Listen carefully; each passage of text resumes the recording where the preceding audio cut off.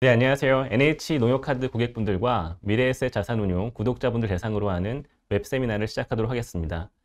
이번 강의에서는 글로벌 신성장 산업 투자 전략에 대해서 소개하는 시간을 갖도록 할 텐데요. 우선은 시간은 총 30분 정도 말씀을 드리고 Q&A 포함해서 한 40분 정도 말씀을 드리도록 하겠습니다. 구성되는 부분은 왜 글로벌 신성장 투자가 중요한가, 그리고 신성장에서의 올해 유망 업종, 마지막으로는 효과적인 신성장 투자 방법, 이렇게 세 가지에 대해서 말씀드리도록 하겠습니다. 말씀드리는 저는 최성민이라고 하고요. 자산배분 부문의 자산배분 운용팀을 맡고 있습니다. 우선은 왜 글로벌 신성장 투자가 중요한가, 왜 여기에 투자해야 되는가에 대해 설명을 드릴 텐데요. 시작하기에 앞서서 우선은 주식 투자에서의 왕도, 성공할 수 있는 가장 좋은 방법은 우량주에 대한 장기 투자입니다. 근데 장기 투자는 좀 쉬운 개념이긴 한데요. 우량주가 어떤 것이냐에 대해서 정의하기가 좀 어려운 것 같아요. 미래에셋이 바라보는 우량주라는 부분은 그 기업이 해당 영역에서 경쟁력이 있는가, 또 하나는 혁신적인 기술을 갖추고 있는가에 대한 부분입니다. 이 두 가지 중에서 하나만 충족시켜도 꽤 좋은 주식이고, 둘 다 충족시킨다면 충분한 우량주가 될 수 있다고 생각하는데요. 지금 관점에서 보면 이 우량주를 가장 잘 설명할 수 있는 단어가 이 신성장 투자인 것 같습니다. 우선은 신성장 투자의 투자 현황에 대해서 간단하게 먼저 말씀드리겠습니다. 특히 이제 작년이 되게 상당히 변혁을 이루는 한 해였다고 생각을 하는데요. 획기적인 차별화된 수익률을 드러내기 시작한 신성장 동력들이 생기기 시작했습니다. 대표적으로는 태양광도 있고요. 신재생이나 전기차, 클라우드, 반도체 같은 업종들이 저희가 굉장히 놀라운 성장률을 보였다고 생각했던 나스닥 지수 대비해서도 현격하게 높은 수익률을 보이기 시작했습니다. 한편으로는 신성장 투자가 이제 본 궤도에 올랐구나 라고 생각할 수도 있겠고요. 다른 한편으로는 너무 많이 오른 거 아닌가라고 생각할 수 있을 것 같습니다. 그 균형에 있어서 이제 투자자분들의 각각의 판단이 필요하실 텐데, 저희가 생각하는 개념은 사실은 다음 페이지에 같습니다. 디지털 혁신의 시대는 사실 최근에만 있었던 부분은 아닙니다. 과거에서도 여러 번 반복되었던 사례가 있습니다. 우선은 PC가 처음 등장했던 때, 그 다음에는 인터넷이 제대로 보급됐던 때, 그리고 가장 최근이라고 본다면은 2007년 정도부터 해서 스마트폰이 본격적으로 많은 분들에게 사용되기 시작했던 때가 있었습니다. 각각의 해를 보게 되면은 새로운 변혁의 시대에 일어서게 되면은 상당히 큰 폭으로 주가가 상승을 하는 기간이 나타나는데요. 지금 최근에 저희가 생각하는 디지털 이노베이션이라고 생각하는 최근의 트렌드도 아마 주가로 판단하게 된다면은 한 1, 2년 전에 본격적으로 시작을 한 것 같습니다. 그런데 이러한 시대의 변혁은 어떻게 보면 단기간에 1, 2년 동안에 끝나는 게 아니라 과거 사례에서도 보면 10년 이상 지속되는 사이클이었었습니다. 그래서 작년 주가만 놓고 보면은 어떻게 보면 단기간에 상당히 많이 올랐다라고 생각하는 것도 맞긴 하겠지만은 조금 더 중기적인 시각을 가지게 된다면은 이러한 트렌드가 조금 더 저희가 생각하는 중장기적인 시야인 한 5년 정도까지는 지속될 수 있겠구나라고 생각하는 단초가 될 수도 있을 것 같습니다. 또 하나의 투자 현황을 말씀드리면은 이제는 투자 수단이 굉장히 다양해지고 신성장이라고 불리우는 다양한 영역들이 굉장히 많이 생겨나게 되었습니다. 그래서 예전처럼 종목에 하나하나 싱글스탁에 투자하지 않아도 다양한 신성장 동력을 저희가 선별해서 들어갈 수 있다는 것도 하나의 큰 투자 현황의 장점이라고 생각하는데요. 보시는 것처럼 화상 업무나 아니면 드론, 원격 의료와 같이 다양한 영역들이 생기게 되었고요. 저희가 오늘 방송을 하는 이 영역도 사실은 화상 업무의 기술의 발전에 의해서 가능해진 부분도 있는 것 같습니다. 금융시장의 반응을 간단하게 저희가 대체해서 설명할 수 있는 차트가 지금 보고 계시는 부분인 것 같습니다. 저희가 이제 신성장 업종에 여러 가지 표현이 있겠습니다만은 약간 테마틱이라고 표현하는 ETF들의 최근에 플로우를 보게 되면요. 지금 한 약 80조 원 정도 성장이 이루어져 있는데, 원래 20조 원 정도였다가 80조 원까지 올라오는 상당히 가파른 폭이 작년 한 해 동안 일어났었고, 금액으로 환산하게 되면은 약 60조 원 정도가 들어오고 있습니다. 이 말은 사실 한국에서만 나타나는 독특한 현상이라기보다는 전체적인 전 세계 관점에서도 모두 이 신성장 업종에 대해서 다시 한번 큰 관심이 드러나는 것이 작년 혹은 재작년부터 시작된 하나의 추세라고 할 수 있고요. 저희가 앞서 말씀드렸던 것처럼 저희가 생각하는 디지털 이노베이션이라는 새로운 시대가 맞다면은 한두 해에서 끝날 일이라기보다는 조금 더 중기적으로 바라볼 수 있는 시야를 충분히 갖출 수 있는 첫 시발점이라고 생각할 수도 있을 것 같다라고 저희는 판단을 하고 있습니다. 그러면 올해 특히 이제 2011년을 맞이하면서 좀 유망하다고 할 수 있는 신성장 업종에 대해서는 어떻게 저희가 생각을 하고 있는지에 대해 설명드리도록 하겠습니다. 저희가 세부적으로는 한 10개 정도를 말씀드릴 예정입니다. 다만 10개를 하나하나 너무 말씀드리면 너무 이제 머릿속이 복잡해지실 테니까요. 저희가 카테고리를 세 군데로 한번 나눠봤습니다. 세 가지 키워드로 말씀드리고 있는데 첫 번째가 데이터에 대한 부분입니다. 두 번째가 녹색에 대한 부분이고요. 마지막으로는 건강에 대한 부분이 있습니다. 하나하나 단어를 들어보게 되면 좀 진부할 수도 있고 이게 뭐 신성장이냐 이렇게 생각하실 수 있는데요. 항상 해답은 디테일에 있는 것 같습니다. 그래서 대표적으로 데이터에 대한 부분은 클라우드 서버에 대한 부분이고요. 녹색에서는 전기차에 대한 부분이 주로 설명될 예정입니다. 건강에 대해서는 바이오테크뿐만 아니라 원격 의료에 대한 부분을 설명드릴 생각이고요. 우선은 데이터에 대한 부분 먼저 간단하게 말씀드리고 넘어가도록 하겠습니다. 우선은 데이터는 최근에 아주 급격하게 성장하는 분야 중에 하나입니다. 데이터를 설명하는 게 굉장히 어렵지만 저희가 살아가면서 쓰고 있는 많은 것들이 사실 데이터로 이루어지고 있습니다. 데이터는 최근 5년 사이에 매년 한 25%씩 연평균 성장할 정도로 굉장히 큰 폭의 생산과 소비를 반복하고 있는데요.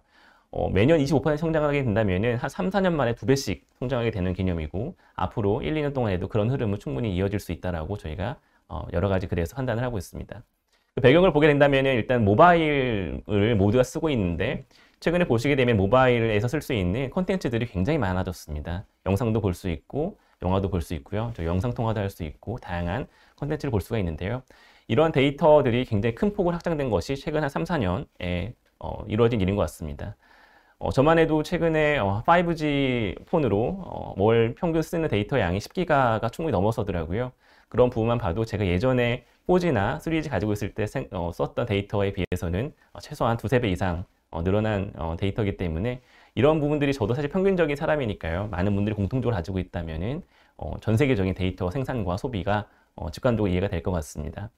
두 번째로는 특히 작년부터 저희 코로나19로 인해서 의도하진 않았습니다만은 언택트에 대한 기술이 굉장히 큰 폭으로 발전을 했고 소비도 많이 늘어난 것 같습니다. 화상 업무도 많이 하게 되었고요. 또 저희가 집안에만 있다 보니까 온라인에서 소비되는 콘텐츠 양도 굉장히 많아진 것 같습니다.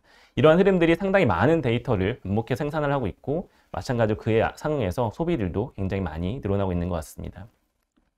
올해부터 달라질 수 있는 또 하나의 포인트는 물론 한국은 5G가 작년이나 재작년부터 도입되기 시작했습니다만은 미국을 중심으로 한 선진국에서는 올해가 본격적인 도입의 해입니다. 이런 부분까지 가미하게 되면은 5G 통신망이 본격적으로 퍼지는 그런 것에 기반을 해서 데이터의 소비량과 생산량은 더 많이 발생할 거라고 생각합니다.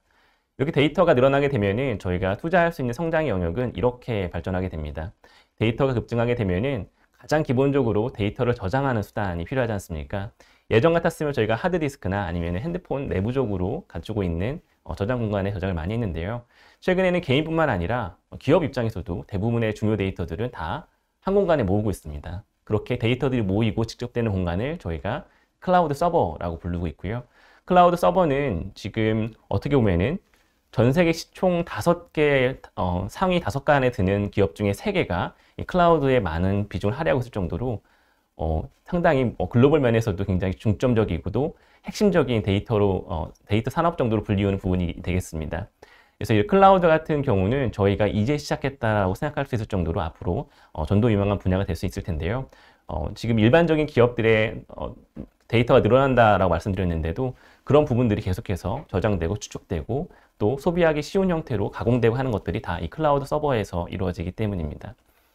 데이터가 모이는 곳이 클라우드였다면은 그것들을 저희가 이제 생각해 보면은 데이터 저장만 해서는 효율성이 떨어지니까요. 가공하거나 분석을 하는 일이 필요할 텐데 그런 것들을 가능하게 하는 부분이 인공지능 기술입니다. 저희가 쉽게 말하는 빅데이터를 단순한 데이터로 놔두는 게 아니라 그 안에 새로운 의미를 발견해내고 규칙적으로 만들어내는 부분인데요.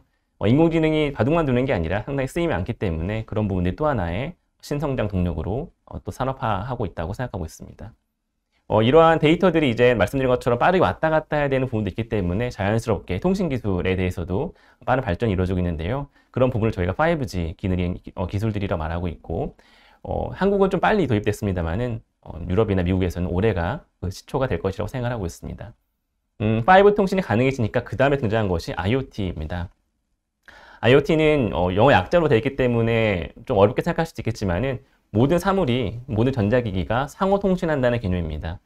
예를 들어서 저희 냉장고가 있는데 냉장고와 저희 핸드폰을 연결시켜서 통신하게 한다든지 아니면 가전제품 상호 간에 전력 소비 효율에 대해서 공유할 수 있게 한다든지 그런 부분을 가능하게 하는 것이 IoT에 대한 부분입니다. 이것들은 사실은 클라우드와 인공지능 5G 이렇게 또 넘어가는 와중에 자연스럽게 형성되는 하나의 큰 신성장 동력이라고 생각을 하고 있고요. 마지막으로는 조금 다른 영역일 수도 있겠지만은 가장 잘 연결되는 부분 중에 하나가 반도체에 대한 부분입니다. 반도체가 신성장 동력인가 많이 들었던 단어지 않습니까? 하지만 이렇게 데이터에 기반한 산업들이 발전을 많이 할수록 가장 어떻게 보면 많이 쓰이는 부품은 반도체이거든요. 예를 들어서 클라우드 서버를 제가 말씀드렸는데 클라우드 서버는 사실 조금 과장해서 말한다면 반도체로 만들어내는 탑이나 마찬가지입니다. 인공지능은 말할 것도 없고요. 인공지능에 필요한 다양한 서버들이 반도체의 주요 사용처이기도 하고 5G는 어떻게 보면 4G에 비해서 최소한 2배 이상의 반도체가 소모되는 영역 중에 하나입니다. 저희가 반도체 이제 어렵게 생각하지만 저희 핸드폰에 다 반도체 많이 들어가 있거든요. 4G에서 5G로 넘어가면서 그 수요 굉장히 크게 팽창이 되고 있고요. IoT는 말씀드렸던 것처럼 모든 사물에 통신 가능성을 부여하는 거기 때문에 그야말로 모든 영역에 반도체가 쓰인다고 생각할 수 있을 만큼 반도체에 대한 소비를 늘려놨습니다. 그래서 저희는 사실 이 5가지 영역에 대해서 다 추천할 수 있는 큰 성장 동력, 신성장 산업이라고 생각을 하고 있고요. 클라우드, 인공지능, 5G, IoT, 그리고 마지막 반도체까지 관심 가져볼 만하다고 생각할 수 있겠습니다. 조금만 상세한 예시를 들어드리도록 하겠습니다. 디지털 전환 시대에 있어서 반도체 수요에 대한 부분입니다. 아까 말씀드린 데이터 소비에 대한 부분 때문에 작년 말 혹은 올해 1분기부터 반도체는 지난 한 2, 3년간의 오랜 과잉 공급을 끝내고 초과 수요 시대로 들어서게 될 전망입니다. 전망이기 때문에 굉장히 확정적인 부분은 아닙니다만 현재로서는 가능성은 매우 높게 점쳐지고 있고요. 이런 흐름들이 최소한 한 1, 2년 정도 반복될 것으로 예상을 하고 있습니다. 또 하나는 당연히 이렇게 수요 위로 돌아서기 때문에 반도체 가격이 디램 같은 경우가 최근에 반등을 하고 있는데요. 마찬가지입니다. 한 2, 3년 동안 과잉 공급 때문에 계속해서 하락을 하거나 주춤했던 반도체 가격이 상승하고 있기 때문에 반도체 주요 기업들의 실적도 상당히 좋아지고 있습니다.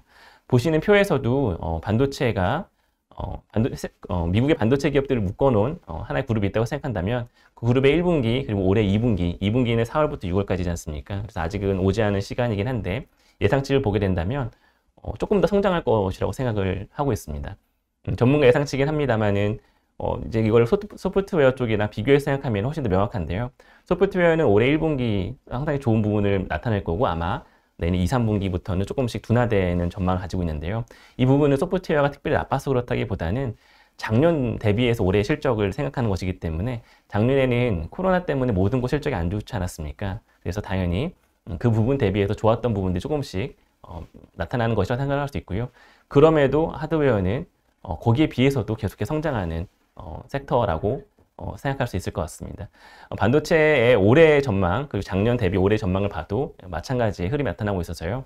물론 지금 최근에 한 1, 2월 달 동안에 글로벌 반도체 업황들이 좋았다는 소식이 많이 전해지면서 그런 부분이 주가에 많이 반영되긴 했습니다만은 펀더멘털하게 받쳐지는 소식이 이렇게 있다면 조금 더 중기적으로는 좋은 모습 가져갈 수 있다라고 판단할 수도 있을 것 같습니다.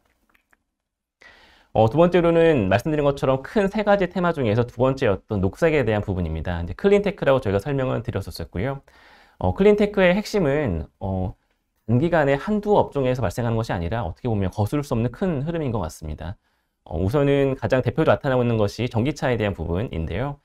탈내연기관, 그러니까 즉 엔진을 쓰거나 저희가 이제 경유나 휘발유를 사용하는 그런 기관들을 더 이상 생산하지 않거나 판매하지 않겠다라고 선언한 것들이 주를 잇고 있습니다. 예를 들어서 영국에서는 2040년부터 내연차 판매 금지를 선언했고요. 미국도 일부 주긴 합니다만 캘리포니아 주에서 2035년부터 이 해당하는 것들에 대한 판매를 중단시키겠다라고 했습니다.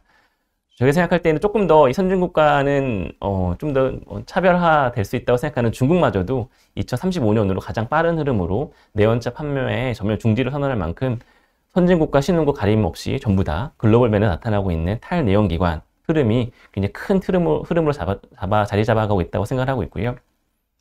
그렇게 생각한다면 이제 테슬라를 한 번 더 언급해 볼 수 있을 것 같아요. 전기차라는 섹터는 굉장히 큰 업종이긴 합니다만은 현재 가장 많이 회자되고 저희 한국에서 가장 많이 투자하는 종목이 테슬라지 않습니까? 그래서 테슬라 주가가 800불, 900불 찍고 다시 좀 내려왔는데 앞으로 어떻게 될 것인가? 사실 저도 그 전망에 대해서는 올라간다 내려간다라 명확하게 말씀드릴 수는 없겠습니다만 생각해 볼 부분이 있는 것 같습니다. 예를 들면 지금 테슬라의 주가를 설명할 때 현재 판매되는 전기차의 판매량, 자율주행차의 판매량을 생각한다면은 좀 비싸다라고 충분히 생각할 수 있는 것 같습니다. 작년에 너무 급격하게 올랐기 때문이고요. 하지만 조금 더 시야를 전환시키게 된다면은 지금은 예를 들어서 저희가 글로벌에 100대의 자동차가 생산된다면 4대만 전기차로 생산이 되고 판매가 되고 있습니다. 이게 작년 말까지의 상황이고요. 전망하건대 2025년 혹은 2030년이 된다면은 최소한 20%에서 35%대까지 이 침투율이 올라갈 것이라고 전망이 많이 이루어지고 있습니다. 현재 4% 침투율로는 테슬라의 주가를 설명하기가 좀 부족하다면은 2025년이면 그렇게 긴 미래도 아닙니다. 4, 5년 후의 미래이기 때문에 그때 이 전기차 시장을 주도하고 있는 테슬라의 생산량, 판매량을 생각한다면은 현재 주가를 다시 한번 생각해 볼 수 있을 거라고 생각하고 있고요. 또 하나의 포인트는 테슬라를 자동차 회사로 볼 것인가 혹은 다르게 볼 것인가에 대한 부분도 작용할 수 있는 것 같습니다. 지금 보게 되면은 쭉 과거상에서 컨텐츠, 즉 소프트웨어를 소비하는 하드웨어의 메인 변화가 있었습니다. 예를 들어서 과거에는 텔레비전이었을 거고요. 그 다음에 PC, 최근에는 모바일일 텐데 최근에 테슬라에서는 구독 서비스를 시작을 했거든요.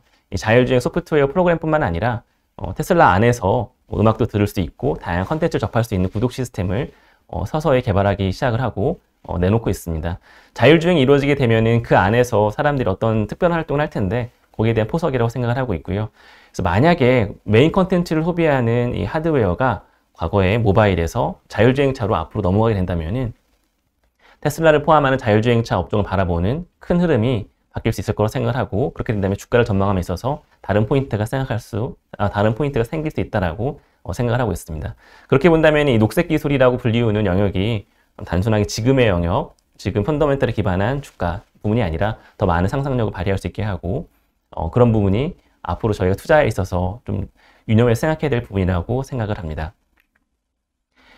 또 하나는 전기차 업종을 바라볼 때 저희가 조금 디테일하게 판단한다면은 세부적으로 약간 차이가 있다고 생각을 합니다.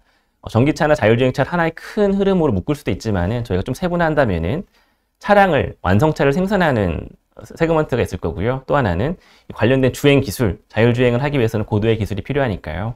그 기술을 연구하는 기업들이 있을 거고, 그 다음에는 전기차의 핵심은 배터리지 않습니까? 전기 배터리를 만드는 기업들. 마지막으로는 이 전기 배터리의 주요 생산 소재가 아직까지는 리튬입니다. 리튬이라고 불리는 이 소재를 만드는 기업들, 이렇게 만들 수 있을 것 같은데요. 어느 기업들이나 업종군이 특별하게 뛰어나거나 그렇다기보다는 말씀드리고 싶은 부분은 좀 차별화해서 생각해 볼 필요가 있다라고 말씀드리는 겁니다. 이를테면은 어떤 기업들이 조금 더 경쟁력을 가지고 있는가 혹은 진입 장벽이 높은가에 대한 부분은 저희 투자 수익률을 그 확률 좀 높여줄 수 있는 중요한 포인트가 될 수 있거든요. 이를테면은 고도의 기술이 필요하긴 합니다만은 차량 생산 기술은 어떻게 보면 그동안에 다른 자동차를 만들고 있었던 오토메이커들도 충분히 따라잡을 수 있는 혹은 도전해 볼 만한 영역인 것 같습니다. 그렇게 본다면 주행 기술도 마찬가지고요. 지금 저희가 주행 기술 연구하지 않고 있지만 다른 기업이 그 영역을 시작할 수도 있는 부분인 것 같아요. 하지만 배터리나 리튬 같은 소재는 이미 과점 시장입니다. 4개의 회사가 배터리 시장을 과점을 하고 있고요. 리튬 소재 업종도 마찬가지거든요. 특별하게 어떤 특정 기업이 이제 와서 배터리를 한번 시작해 보겠다라고 말하기는 조금 더 어려운 영역이라는 거죠. 다른 기업들이 도전하기 어렵다면 그만큼 경쟁력이 있는 거고 과점이 형성된다면 그만큼 마진 높아지는 부분이 있기 때문에 저희가 한 번 더 생각해 볼 부분인 것 같습니다. 예시를 들어드리게 되면은 글로벌 배터리 업체는 지금 4개 회사가 양분을 하고 있습니다. 중국의 CATL과 한국의 LG화학, SK이노베이션, 삼성 SDI인데요. 한 70% 정도의 점유율이 이 4개 사이에서 좌지우지되고 있습니다. 그만큼 다른 회사가 들어와서 가격 경쟁력을 발생시킨다든지 이런 부분이 좀 약간 어려운 상황이고요. 리튬 정제 업체들은 조금 더 그 퍼센트가 올라갑니다. 이를테면은 현재 글로벌 4개 회사가 있는데 그 4개 회사가 차지하는 생산의 비중이 한 80% 정도 되고 있습니다. 이러한 퍼센트는 사실 왔다 갔다 할 수 있는 부분이긴 합니다만은 그만큼 진입 장벽이 높아서 경쟁력을 가질 수 있는 영역이 생산하는 업종 그리고 소프트웨어를 발견하는 업종보다는 이런 곳이 있다라고 생각을 하고 있고요. 저희가 일반적으로 전기차 혹은 자율주행차에 투자해야지 할 때에도 이런 부분 디테일에 세부적인 상황에 좀 더 고민해 보시면서 투자할 수 있는 영역을 잡아갈 수 있다고 생각을 하고 있습니다. 이런 녹색 기술이나 클린테크에 기반을 했을 때 또 하나의 큰 흐름에서 도움을 받을 수 있는데 바로 ESG에 대한 투자가 전 세계적으로 확대가 되고 있다는 부분입니다. 표 보시는 것처럼 2018년이나 혹은 19년부터 ESG 관련된 글로벌에 투자하는 액수가 굉장히 큰 폭으로 증가를 하고 있습니다. 계속해서 꾸준하게 증가해온 건 사실이지만은 그 변곡점이 작년 혹은 재작년부터 시작되었다고 해도 과언이 아닌데요. 이러한 부분들은 계속해서 유입되는 흐름을 만들어내고, 그렇게 본다면은 ESG, 각각 환경이나 사회, 기업 지배구조에 있어서 강점을 두고 있는 회사들에 있어서는 계속해서 매입 자금이 생기는 거니까요. 어떻게 보면 하방 방어력을 만들어주는 큰 힘이 된다고 생각할 수 있고, 이 ESG 열풍의 가장 주역이 어떻게 보면 또 그린 기술이기 때문에 마찬가지로 중장기적인 영역에서 큰 흐름에서 뒷받침되는 원동력이 될 수 있다고 생각하고 있습니다. 또 하나 특히 올해 저희가 좀 집중해서 봐야 되는 영역인데요. 올해 미국에서는 새로운 행정부가 들어섰습니다. 바이든 행정부가 민주당에서 들어서게 되었고요. 이 바이든 정부의 가장 첫 번째 공약 중에 하나가 친환경과 인프라에 2,000조 원 이상 자금을 쏟는 그런 공약이 있습니다. 친환경에서는 다양하게 접근하겠습니다만은 내연기관에서 탈피를 하고 클린테크 업종 넘어가는 곳에 많은 보조금을 통해서 그 길 열어주고 있기 때문에 저희가 생각하는 녹색 기술도 특히 올해에도 상당히 좋은 환경 마주할 수 있다고 저희 판단을 하고 있습니다. 세 번째로는 건강에 대한 부분입니다. 건강은 마찬가지일 텐데요. 이게 신성장 동력이 맞는가에 대한 의문이 있으실 수도 있을 것 같아요. 많이 들었던 단어이기 때문에 그러실 수 있을 텐데, 하지만 마찬가지로 핵심은 디테일, 세부 사항이 있습니다. 기업 입장에서는 소비자들이 중요한데, 소비자의 어떻게 보면 큰 흐름을 만들어내는 것은, 힘을 만들어내는 것은 소비자가 소비 의지도 있어야 되고요. 내가 소비해야지, 이런 부분도 있어야 되고, 소비 능력도 있어야 됩니다. 이 두 가지를 모두 만족시키는 투자의 층이 지금 어떻게 보면 노년층, 65세 이상의 층일 수 있는데요. 대표적으로 나타나는 것이 GDP 대비해서 얼만큼 저희가 의료 산업에 지출을 많이 하고 있는가에 대한 숫자인 것 같습니다. 세부적으로 국가마다 약간 다르긴 합니다만은 주요 선진국에서는 10% 정도 지금 GDP 대비해서, 그러니까 국가의 총 생산량 대비해서 의료에 지출을 많이 하고 있습니다. 딱 원투원 넘어가진 않겠습니다만 저희가 100을 번다면은 10 정도는 이제 의료에 지출하고 있다라고 생각할 수 있는 거고요. 또 하나는 이제 고령화에 대한 부분입니다. 이제는 65세 인구가 상당히 많아지고 있고요. 평균 수명도 100세 이상으로 넘어가고 있기 때문에 65세 이상의 인구가 평균 수명이 되는 100세까지 30년 이상 동안 계속해서 지출을 해야 되는 영역이 건강에 대한 산업인 것 같습니다. 지금 표 보시는 거에서도 보시는 것처럼 한국이나 특히 중국 같은 경우에서는 이 고령화 추세에 이렇게 맞춰지는 건강산업에서의 지출 큰 폭으로 커지고 있기 때문에 주목해야 되는 영역이라고 생각을 하고 있습니다. 또 하나의 포인트는 건강 혹은 이 질병과 관련된 지출에 있어서 되게 중요한 시대의 흐름이 하나 있는 것 같습니다. 그 부분이 65세 이상의 인구가 많은 질환을 가지고 있긴 한데 한 70% 정도가 만성 질환이십니다. 즉 굉장히 급격한 병이 있거나 아니면은 치명적인 병이 있어서 병원에 바로 가야 되는 병보다는 주기적으로 병원을 왔다 갔다 하시거나 혹은 관찰이 필요한 상황이라고 할 수 있는데요. 그래서 저희가 주목하는 부분은 원격 의료에 대한 부분입니다. 지금 선진국에서도 원격 의료에 대한 부분이 많이 규제가 완화되고 있는 추세가 있어서 특히 이제 외래 진료, 검사가 필요하지 않은 외래 진료 같은 부분에 있어서는 의사가 직접 방문하지 않고도 이제 원격 시스템을 통해서 그 부분을 대체하는 영역으로 많이 넘어가고 있는데요. 향후에도 이런 원격 의료 대체가 외래 진료나 아니면은 가정 건강 서비스 영역에서 특별하게 더 많이 발전할 수 있을 거라고 생각합니다. 환자분 입장에서도 지금 당장 급하게 뭐 수술을 해야 되거나 그런 부분이 아니라면은 계속해서 병원을 방문하는 것보다는 이렇게 하나의 시스템을 통해서 멀리 있는 전문가 집단과 상호 소통하고 계속해서 추적 관찰하는 것이 훨씬 더 유리할 수 있기 때문에 그런 소비는 충분히 발전할 수 있을 거라고 생각하고 있고요. 이 부분이 저희가 바라보는 큰 신성장 동력 중에 하나입니다. 그래서 모두의 건강을 위한 기술의 포인트는 저희가 말씀드린 것처럼 조금 더 혁신적인 기술을 가진 치료법을 개발하는 산업과 또 하나는 원격 의료에 대한 산업, 그 두 가지 나눌 수 있다고 생각을 하고 있고요. 여기까지 말씀드리면은 그래서 신성장 동력은 알겠는데 뭘 사야 할지 모르겠다, 구체적으로 알려달라, 그런 부분은 바로 다음 장에서 저희가 소개해 드리도록 하겠습니다. 원격 의료에 대한 부분 하나 첨언하자면 아직 국내에서는 이 부분이 규제에 대한 부분도 있고 해서 많이 열리는 것 같지는 않습니다. 하지만 글로벌, 특히 이제 미국을 중심으로 한 선진국에서는 많이 발전하고 있는 영역이기 때문에 많은 관심 기울여야 된다고 생각을 하고 있고요. 다음으로는 효과적인 신성장 업종 투자 방법에 대해서 설명을 드릴 텐데요. 아까 말씀드린 것처럼 10개 혹은 3개 큰 카테고리를 통해서 신성장이라고 생각하는 것에 대해서 많이 말씀을 들었는데 어떻게 그러면 투자를 해야 되는가, 어떻게 하는 투자 방법이 조금 더 효과적이고 승리 확률을 높이는 분야인가에 대한 설명 부분입니다. 본격적으로 설명하기 앞서서 저희가 표 하나를 준비했는데요. 지금 어떻게 보면 가장 많은 관심을 가지고 있고 또 가장 빠르게 성장한 회사들이 지금의 시가총액 상위 5개를 이루는 기업들인 것 같습니다. 예를 들어서 애플이나 마이크로소프트나 아마존 같은 기업들인데요. 하지만 10년 후에 아마존이 어떻게 될 것인가를 확정해서 말해보라 하면은 굉장히 어려운 것 같습니다. 그런 흐름은 과거 사례에서도 나타나고 있습니다. 예를 들어서 2000년도 한 20년 전이네요. 그때 가장 글로벌 시가총액 1위를 차지했던 기업은 GE라는 회사입니다. 조금 나이 연배가 있으신 분들은 바로 GE구나 하실 거고요. 조금 젊은 영역에서는, 젊은 층에서는 처음 들어본 회사네 할 수 있을 만큼 벌써 그 가세가 많이 기울여진 회사인데요. 이 기업이 2005년에도 1등이었지만 최근 한 15년 영역 동안에 5등으로 갔다가 아예 시가총액 상위에서 빠져버렸지 않습니까? 시대는 빠르게 변하고 기업들이 분주하게 그 영역을 따라가려 노력하겠습니다만은 기회를 맞이하는 기업들이 계속 생기기 때문에 특정 기업이 앞으로 5년 혹은 10년 후에도 계속해서 독보적인 위치를 차지할 것이다. 이렇게 말씀드리기는 조금 어려운 것 같아요.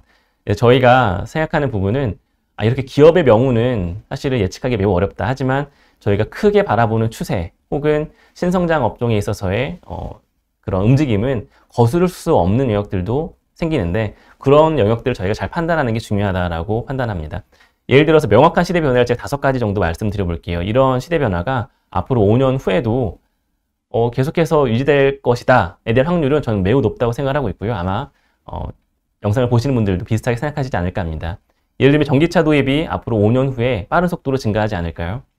그 부분에 대해서 많은 동의가 이루어질 수 있다고 생각하고 있고요.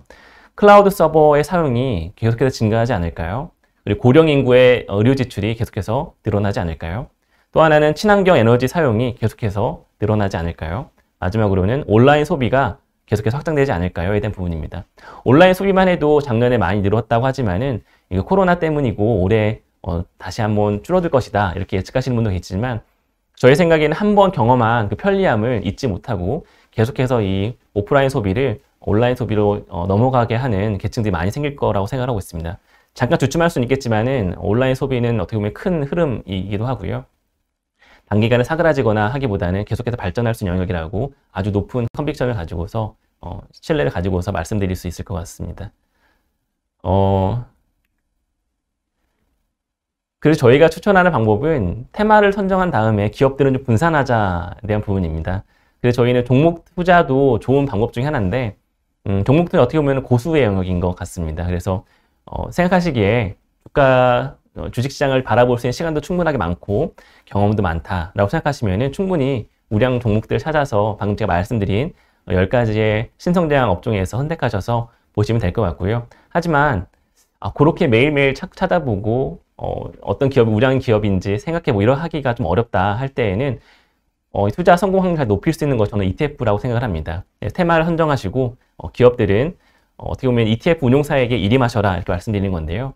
ETF 운용사들의 각각 전문가들이 있고 그 전문가들이 세부 종목을 고른 다음에 또 각각 특정한 시간이 되면 리밸런싱이라고 하죠. 기업들도 좀 이렇게 매수하는 기업들을 바꿔주기 때문에 충분하게 저희가 서비스를 잘 누릴 수 있는 영역이라고 생각하고 있습니다. ETF를 통해서 한 2-3개 정도만 매수를 하셔도 종목 분산도 되고요. 섹터, 여러 가지 섹터가 있지 않습니까? IT부터 산업자, 헬스케어 잘 분산이 될 수 있고 국가도 꼭 미국이나 아니면 중국같이 특정 기업에 100% 투자하는 것보다는 잘 분산될 수 있기 때문에 좋은 투자 방법이라 생각하고 있습니다. 어떻게 보면 성공할 수 있는 가장 좋은 방법은 분산 투자인데 그 이유는 투자하는 분들이 마음 편안해지기 때문인 것 같습니다. 한두 종목이 투자하면 그 종목에 대한 뉴스가 생길 때마다 계속 불안하고 불안을 못 이겨서 매수매도 반복될 수 있는데요. 이러한 분산 투자를 하게 되면은 어떻게 보면 조금 더 이 종목이 안 좋았지만 이 종목이 좋으니까 괜찮겠지. 상호 해칭 기능이 있기 때문에 좀 더 편안하게 중장기적인 투자를 이루어질 수 있게 하는 좋은 방법이 될 수 있을 거라고 생각합니다. 아까 제가 10개의 신성장 업종 말씀드리면서 좀 빠르게 넘어간 부분이 있었는데 실제로 투자를 하게 된다면은 어떤 ETF로 그럼 매칭이 되는 거냐 각각의 신성장 업종에 있어서 대표 ETF들을 하나씩 제가 소개해 드리도록 하겠습니다. 이를테면 클라우드 업종에 있어서는 저희 대표 ETF는 클라우드 컴퓨팅 ETF라고 해서 저희가 주로 HTX 쓸 때에는 티커가 필요하시잖아요. CLOU라는 티커를 쓰는 ETF입니다. 사실은 지금 글로벌에서 보면은 클라우드에 투자한 ETF가 여러 개가 있는데 이걸 가져온 이유는 클라우드 기술에만 집중하는 ETF는 사실 하나밖에 없습니다. 다른 ETF들은 조금 더 클라우드 서비스를 가져가는 사업 분야가 있는 큰 기업들도 포함하게 되는데 이 ETF는 정말 클라우드 산업에만 집중하는 매출의 상당 부분이 클라우드에서 나오게 되는 기업들 중심으로 하고 있기 때문에 좀 차별화된 ETF라고 생각을 했었고요. 인공지능 같은 경우도 저희가 AIQ, AI 및 테크놀로지 ETF를 가져왔고요. 이 ETF는 인공지능 핵심 기술에 주로 투자를 하는 ETF입니다. 5G 통신 말씀드렸는데 5G 통신 관련해서도 글로벌하게 5G 장비나 5G 서비스에 많이 초점을 맞추고 있는 FIVG ETF를 대표 ETF로 가져왔고요. IoT도 사실 IoT의 약자가 인터넷 오브 띵스입니다. 그래서 SNSR이라고 하는 상호통신 기술이나 관련된 부품 업종에 투자한 ETF를 대표 ETF로 한번 삼아봤습니다. 반도체 같은 경우는 다수의 반도체 관련 ETF가 있습니다만 조금 더 글로벌하게 투자할 수 있는 SMH를 가져왔고요. 반도체 설계나 생산 그리고 둘 다 하는 업종들 다 포함하고 있기 때문에 대표적으로 TSMC나 이런 부분 다 들어가 있고요. 대표적으로 살 수 있는 ETF라고 생각하고 있습니다. 여섯 번째로는 저희가 6번과 7번이 전기차에 대한 부분인데 저희가 말씀드렸던 것처럼 분화하는 작업이 필요한 것 같아요. 그래서 자율주행차 전반적이라고 본다면은 차량 생산이나 주행 기술에 초점을 맞추는 것이 DRIV라는 티커를 가진 ETF고요. 반면에 배터리 소재가 되는 리튬에 좀 더 집중해서 투자하는 부분이 필요하시다고 한다면은 LIT ETF가 좋은 것 같습니다. 클린 기술도 사실 최근에 있어서 이 클린 기술과 관련된 ETF들이 다수 출시가 되었습니다. 하지만은 좀 살펴보게 되면은 정말로 클린 에너지 혹은 이 클린 ESG에서의 클린에 집중한 ETF는 사실은 좀 소수에 한정되는데요. 기술 영역에 골고루 투자한 ETF보다는 이 친환경 에너지 기술에 좀 집중한 ETF가 CTC ETF라고 생각을 하고요. 이 부분을 제가 대표 ETF로 가져왔습니다. 바이오테크는 XBI ETF를 가져왔는데 굉장히 엣지 있는 ETF라기보다는 이 바이오테크 산업에 좀 전반적으로 브로드하게 투자하는 것이 있어서 한번 삼아볼 만하다라고 생각을 하고 있고요. 원격 의료는 말씀드린 것처럼 EDOC라고 해서 상장된 지 얼마 되진 않았습니다만은 글로벌 원격 의료에 있어서 굉장히 퓨어한 기술력을 가진 업종들을 잘 모아놓은 엣지 있는 ETF라고 생각을 하고 있습니다. 어떻게 보면은 이 마지막 원격 의료 관련해서는 65세 이상 노인 인구가 이 텔레커뮤니케이션이라는 새로운 기술을 받아들여서 사용하는 게 있어서 굉장히 오히려 병원 가는 것보다 더 어렵지 않겠느냐라는 질문이 있었던 것 같습니다. 하지만 어떻게 본다면은 의사들을 각각 방문시키는 일은 굉장히 어렵겠습니다만은 이 기술을 좀 더 이렇게 아주 그렇게 어려운 기술은 아니니까요. 예를 들면은 원격으로 가능하게 하는 간단한 장비를 가지고서 방문하게 하는 인력들은 의사 인력보다는 충분히 빠르게 확보할 수 있고 조금 더 빠르게 보편화시킬 수 있거든요. 그렇게 감안한다면은 꼭 65세 이상 인구가 모두 컴퓨터 앞에 앉아서 이 버튼을 누르지 않아도 충분히 사회적으로는 소화할 수 있는 영역이라고 생각을 하고 있습니다. 이렇게 ETF 저희가 말씀드렸는데 10개가 사실은 나름대로 굉장히 잘 축약시키는 과정이었습니다. 글로벌에는 한 10,000개 이상의 ETF가 상장이 되어 있고요. 저희가 나름대로 대표 ETF 10개 정도 선별했는데 이것도 어렵다. ETF 하나씩 사는 것도 어렵고 이거를 언제 어떻게 사야 되고 팔아야 되는지 판단하기 어렵다 하시는 분들 입장에서는 하나 더 추천한다면 EMP 펀드를 추천드릴 수 있을 것 같습니다. 여러 개 ETF를 한 번에 담아주는 펀드가 되겠고요. 각각 ETF를 선별하는 작업부터 시작해서 ETF의 상황에 맞게 조금 더 늘렸다가 비중을 줄였다가 하는 과정까지도 서비스하는 펀드가 되겠고요. 그래서 이 펀드는 조금 더 은행이나 증권회사나 어디서나 할 수 있는 부분도 있고 편하게 하나로 해결할 수 있는 영역들이 되기 때문에 조금 더 편리한 수단이 될 수 있을 것 같습니다. 이 EMP의 특징이 된다면은 펀드 이름에 EMP가 들어가게 된다면은 대부분 이 형식인데요. ETF도 저희가 분산 투자라고 말씀드렸는데 분산 투자된 ETF를 한 번 더 사는 것이기 때문에 조금 더 광범위한 분산이 될 수 있다고 생각을 하고 있습니다. 예를 들어서 EMP 펀드를 실제로 제가 예시를 하나 가져왔는데요. 다양한 국가에도 분산이 되어 있고 다양한 섹터에도 분산이 되어 있습니다. 실제로 이렇게 만들어진 펀드가 저희 운영하는 펀드가 하나 있는데 최근 성과나 모습들이 일반적으로 불리우는 글로벌 증시 대비해서는 좀 차별화된 흐름 나타나고 있어서 간단히 소개해드리고 있습니다. 지금까지 말씀드린 부분을 좀 간단하게 세 줄로 요약할 수 있을 것 같습니다. 예를 들어서 첫 번째, 신성장 업종 왜 투자해야 되는지에 대한 질문은 신성장 업종이 가지는 그 기업들의 경쟁력 혹은 핵심 기술, 혁신 기술들이 다른 일반적인 보편적인 증시 대비해서 현격한 차별성을 가지게 된다. 두 번째로는 특히 올해 유망할 수 있는 신성장 업종들이 굉장히 많아지고 있지만 종합한다면 10개 정도 뽑을 수 있을 것 같은데 그 부분에 집중해 보시는 것도 혹은 관심 가져보시는 것도 좋을 것 같다는 부분이고요.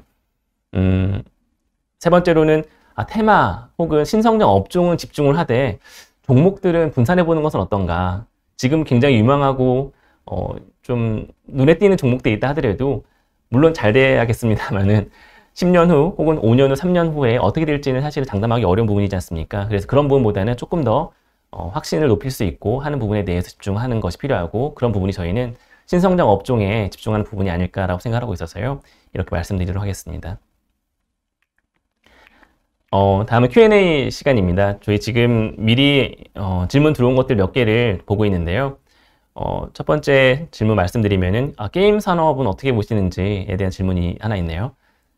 제가 10개 신성장 업종을 나름대로 추리는 과정에서도 고심을 했습니다만은 사실 이 질문은 굉장히 좋은 질문인 것 같아요. 왜냐하면 혹시 제가 이런 영상의 2탄을 준비할 수 있다면은 그 2탄에 포함시키려고 하나 이렇게 좀 숨겨둔 섹터 중에 하나가 게임 업종인데요.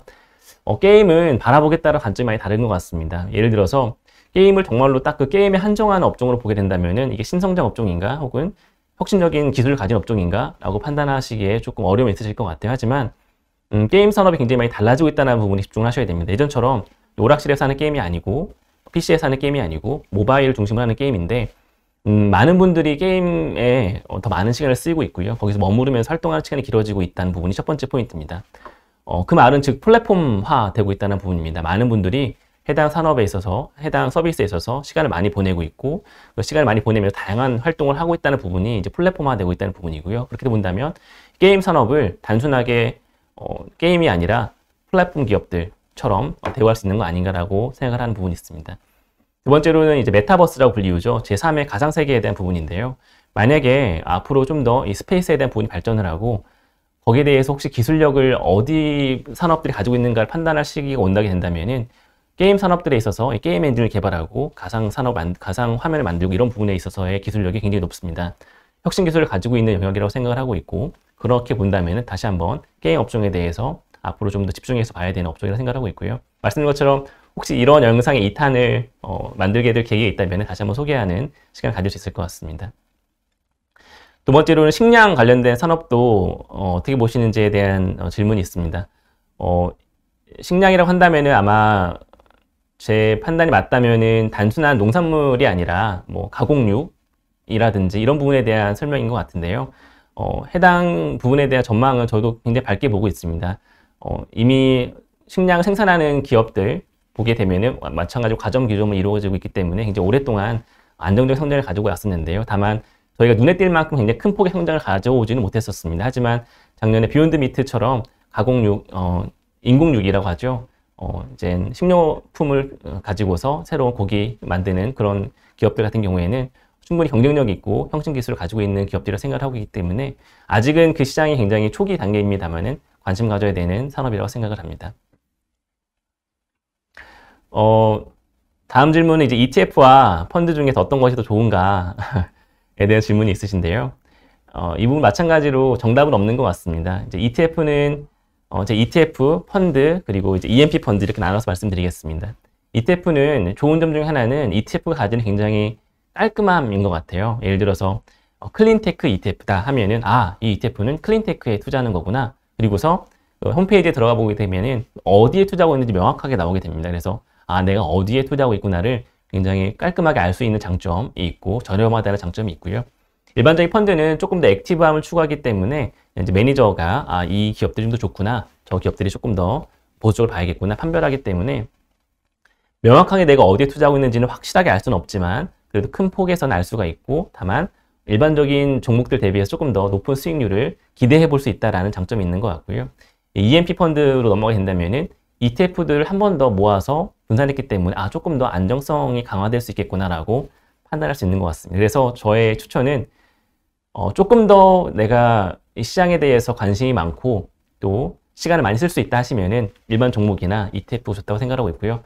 아, 내가 이 신성장 업종 몇 개가 좋다는 건 충분히 이해를 하고 자신감도 생겼는데 하나하나 투자하기에는 조금 부담스럽다 하실 때에는 EMP 펀드 이렇게 가시면은 개인별로 좀 차별화된 투자 해법이 아닐까라고 생각합니다.